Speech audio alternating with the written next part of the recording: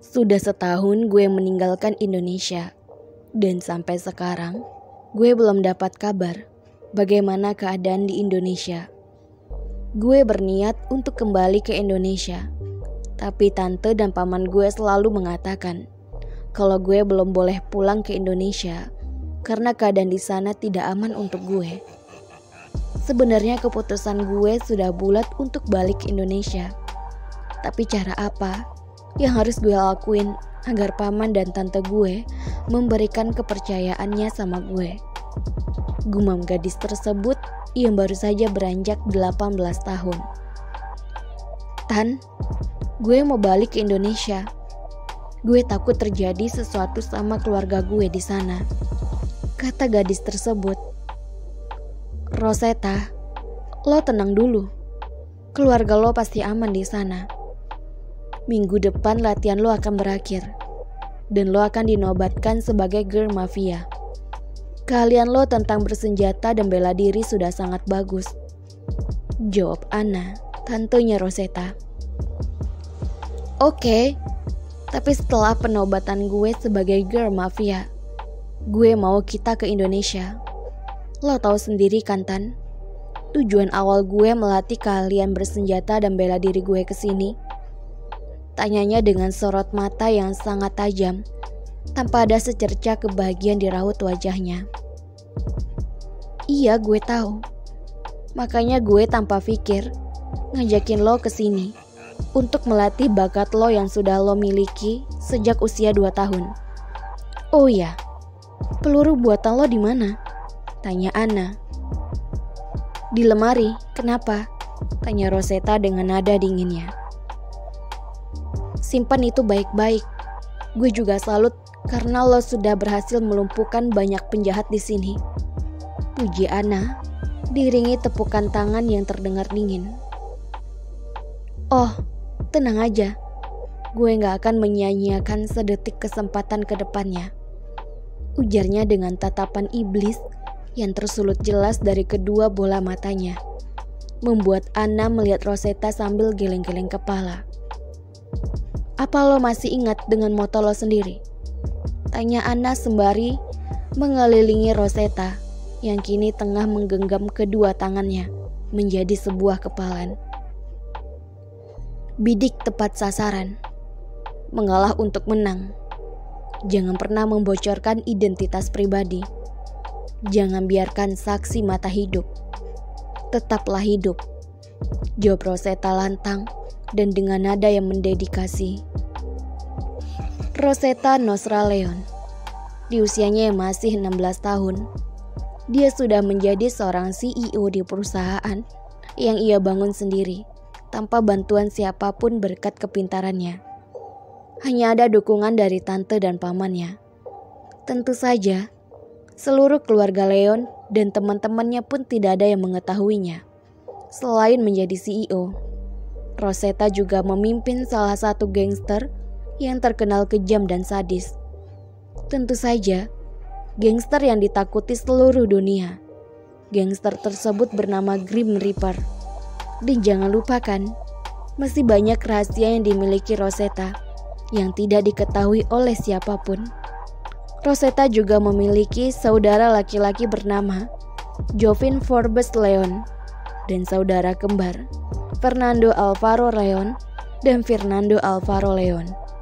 Dan di usianya yang ke-18 tahun ini, Rosetta membangun beberapa perusahaan di Indonesia seperti toko, kafe, rumah sakit, sampai dengan hotel. 1 minggu telah berlalu, dan ini saatnya Rosetta diangkat menjadi ketua Girl Mafia Black Rose.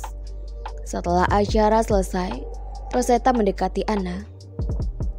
Tan, lusa kita berangkat ke Indonesia, dan gue nggak terima penolakan, ujar Rosetta tegas pada Anna, dan Anna menyunggingkan senyum manisnya pada Rosetta. Siap. By the way, selamat karena sudah menjadi ketua Girl Mafia Black Rose, puji Michael yang tak lain adalah pamannya. Iya, terima kasih Om, ujar Rosetta tersenyum kecil. Selain Michael, masih banyak yang memberi selamat. Rosetta merasa ada yang kurang karena keluarganya nggak ada di sini. Seharusnya keluarganya lah yang mengucapkan selamat terlebih dahulu. Kenapa wajah lo ditekuk kayak baju yang tidak pernah disetrika? Kok cemberut gitu? Tanya Michael yang ingin mencairkan suasana es di sekitar Rosetta. Namun tetap saja Rosetta seperti es. Enggak, gue hanya kangen dengan keluarga kue di Indonesia, jawab Rosetta dingin. Lusa lo kan pasti ketemu keluarga lo di Indonesia, ujar Michael.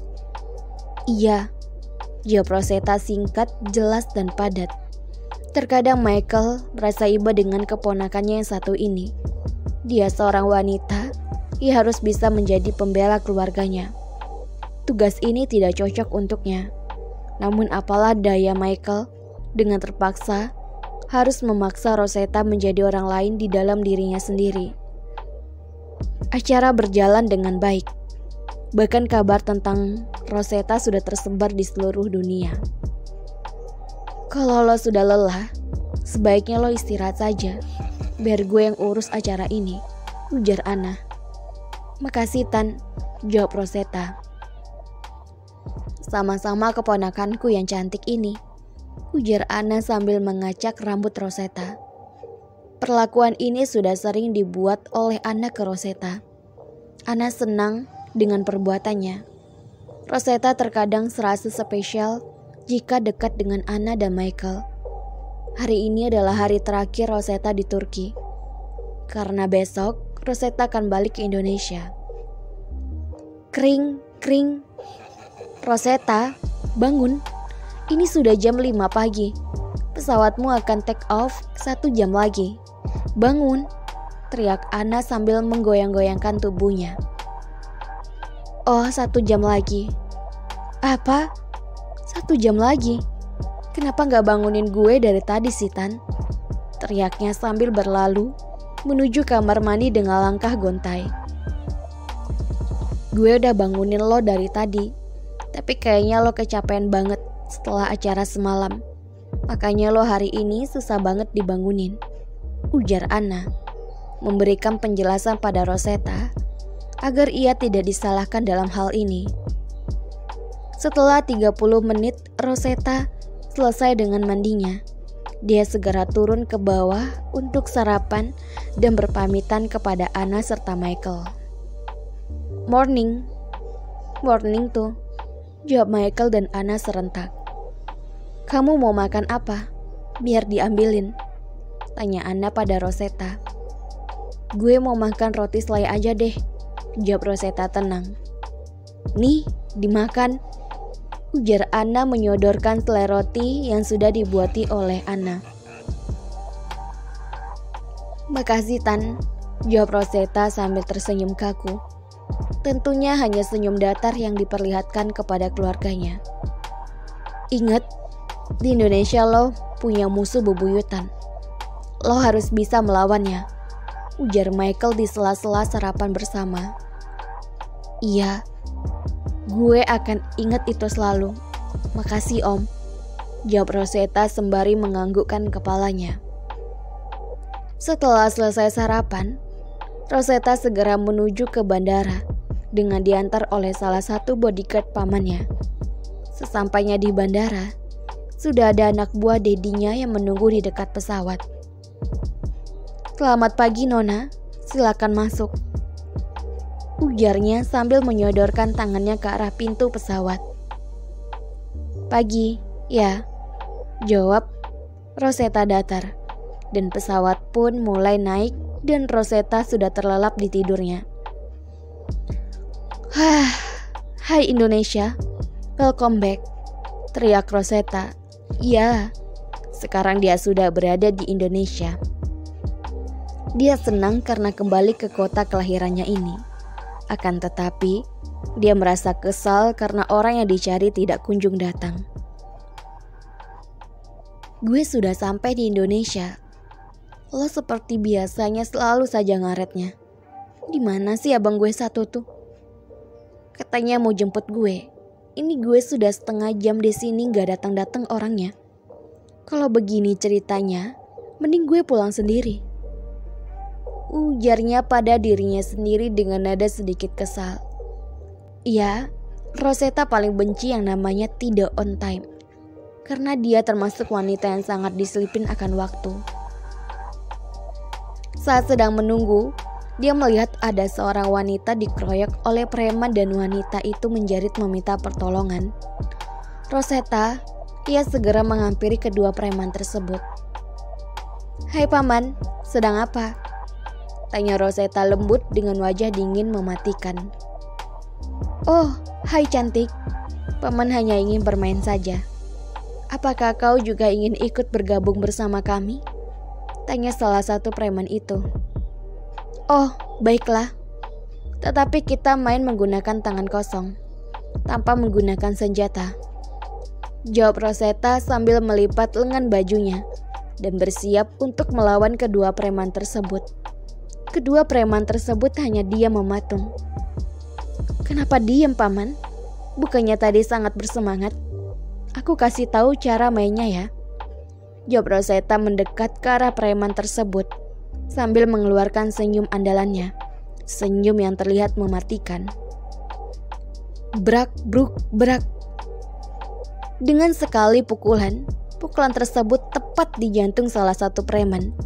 Dan dalam hitungan detik, preman tersebut telah kehilangan kesadarannya.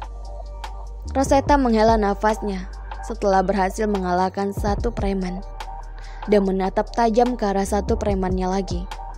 Ya, walaupun bagi Rosetta mudah untuk membunuh kedua preman tersebut, tetapi Rosetta tidak akan melakukannya karena kemampuannya digunakan hanya untuk musuh bebuyutan keluarganya. Sekali lagi dengan jurus mematikan, Rosetta berhasil melumpuhkan satu preman lagi. Nasibnya pun sama seperti temannya. Selebihnya kedua preman tersebut diurus oleh bodyguard dedinya. Setelah Rosetta membantu ibu-ibu yang tadi diganggu oleh kedua preman tersebut, Rosetta melihat pakaian dan kondisi ibu tersebut. Tidak segan-segannya Rosetta mengeluarkan uang senilai 30 juta yang akan ia serahkan ke ibu tersebut. Dan salah satu bodyguardnya lagi membawa ibu itu ke rumah sakit untuk diambil tindakan medis selanjutnya.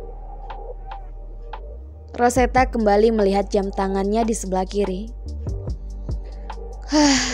Ini sudah jam berapa? Gue sangat benci yang namanya ngaret waktu. Bang Jovin mana sih?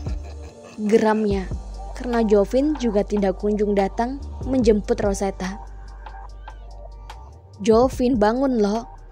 Kemarin gue sudah suruh lo jemput adik lu yang mau pulang.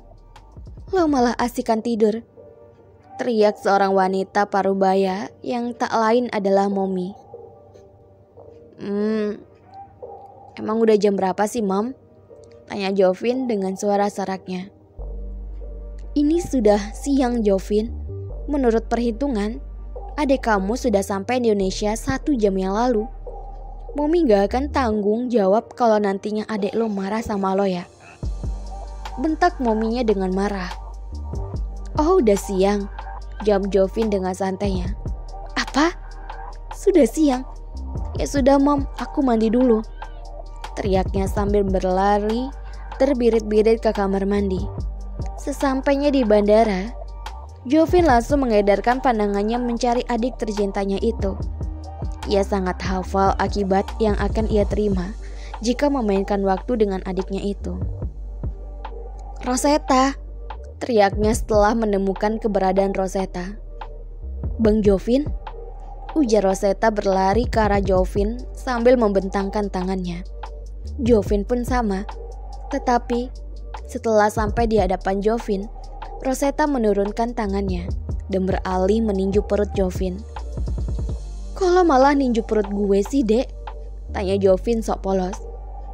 "Salah sendiri. Gue udah berdiri di sini 1,5 jam, lo nggak datang-datang," ujar Rosetta kesal pada Jovin. "Iya maaf, gue tadi ketiduran," jawab Jovin sambil menggaruk tengkuknya yang tidak gatal. "Ketiduran lo bilang? Gue gak mau tahu. Gue marah sama lo, Bang," ujar Rosetta melenggang meninggalkan Jovin. Dek, jangan marah dong. Jangan gitu dong, Dek, ujar Jovin kelabakan membujuk Rosetta. Bodoh amat, gue masih baik ninju perut lo doang. Seharusnya tangan lo sudah ada yang patah karena ngaretin waktu gue, ujar Rosetta menatap Jovin tajam. Seram amat ancaman lo itu. Sekali lagi gue minta maaf ya, adek gue yang paling cantik sedunia. Kalau nggak gini aja deh, supaya lo mau maafin gue, ntar abang beliin apa yang lo mau deh, semuanya, ujar Jovin antusias. Sedangkan Rosetta nampak berpikir dan kemudian mengangguk dengan semangat. Oke, janji ya semua, tanya Rosetta pada Jovin. Iya janji, asal lo gak marah sama gue, jawab Jovin menampilkan wajah memelasnya. Oke, besok lo antarkan gue ke geng sebelah. Yuk pulang, ujar Rosetta. Jovin langsung geleng-geleng kepala. Iya sebenarnya punya adik atau preman? Jovin lama-lama bisa jadi capcay kalau di dekat Rosetta begini. Sekian dan terima kasih.